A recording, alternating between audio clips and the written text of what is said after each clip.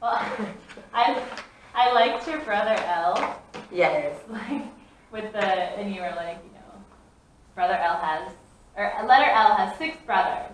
Yes. You're like, who has 6 brothers? Oh, not in China. Yeah. But no, it actually gave me a lot of good ideas for doing blends with my kids because we're not there yet. But I liked the beginning where you reviewed with them the different types. And then it was a review lesson, so yeah. It was kind of like easier than you could tell that they already knew and they were familiar with it.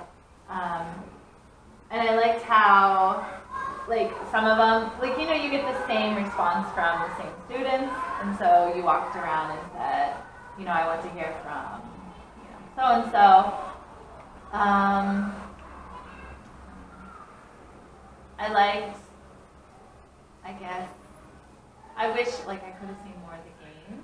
Yeah. Just to see the different groups and which kids were coming up, if they were the same kids who said like blah blah blah, or if it was different kids. Yes. Normally it's the same, but yes, I've tried to edit it better next time. It's because I put the introduction very long, and then the introduction of the blends also very long and very short the time for the game. But actually it was about 15 minutes game and maybe 10 minutes the other part. Yeah, but I like the introduction too because it builds relationships with your students, asking them if any of them dream, what do they dream about? Or like when you said you ran into one of their sisters, and since we're talking about family right now, like it tied in that way too. Yeah, but I like that because when my kids wake up, usually we sing a couple songs to try to get them going, but I want to start asking them about who slept, what did you dream? Exactly. Also, they have the vocabulary, but even if they don't have it, maybe the first time you introduce the word dream, and then they already know, and then they will start saying, can I speak Chinese? And then they will tell you the dream in Chinese. But it's, I don't know, I feel like they are so sleepy each time before that I started the lesson right away. You can see in their faces, they are not in the mood. Like, just in a daze. Maybe I should do something where it's like 1 minute of some movement, like some exercise or physical. Yeah. Just to, Just to kind of, I always play like, they love like Can't Stop the Feeling or things like that, just to get them out of bed and up and going. And then maybe you can have them start, talking, not just talking to you about their dream, but they could actually like try and turn and talk to someone like, what did you dream about? Or did you sleep? Yeah. Just to get all the kids trying to talk and wake up a little bit more. I don't know, do they tell you a lot about their Normally they don't say, or they don't dream, or they say I don't remember. Yeah. Because it's the same for us, Yeah. we don't remember. And now in this level, they sleep less. Before I had like everyone sleeping, and then they had, but now it's like maybe half the class they don't sleep, so because of the age. Yeah. So Maybe like, what did you think about during question that's a good or one. Just to try to get more interaction and more talking with the majority of the group. And also, I have a problem with the large amount of kids. It's that you see how the dynamic of the class works, and it seems as they are so engaged. They're really into the thing. And then if you go one by one, maybe 1/3 of the class has no idea what's going on. Yeah, it's too many. But this was a review lesson. So when you are teaching the skill, they're not all at the same skill, but you kind of want those moments where everyone's on the same page, just to get that background. Yes. But when you do the you break them into smaller groups. Yes. And thankfully we have a little bit of help. Yes. Co-teachers. But The thing is that I also let them choose the people okay. in the groups. You didn't see it because it takes very long time, They go one by one.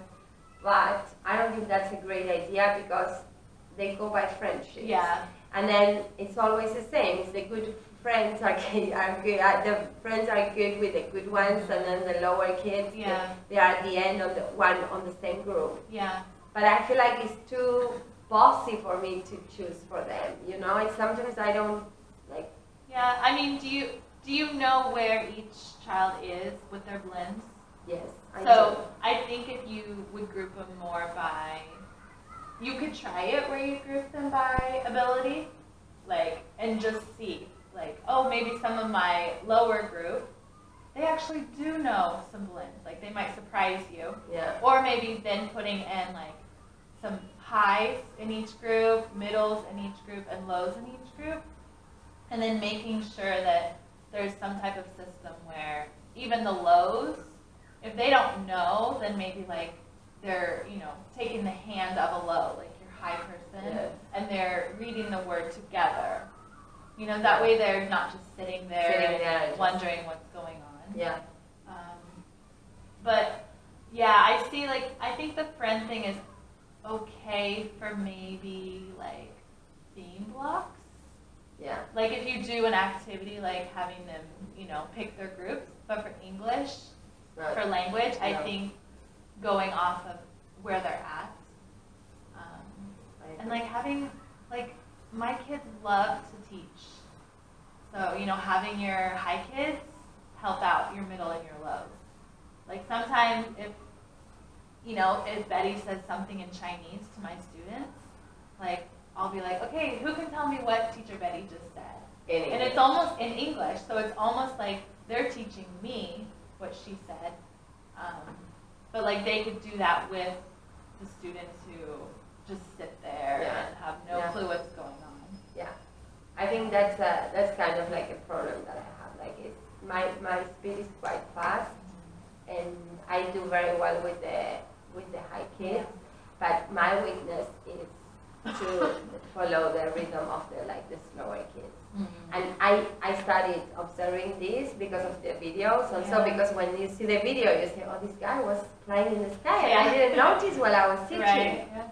And then, I go, after the lesson, I go and I ask, so, do you know, BL, how to sound?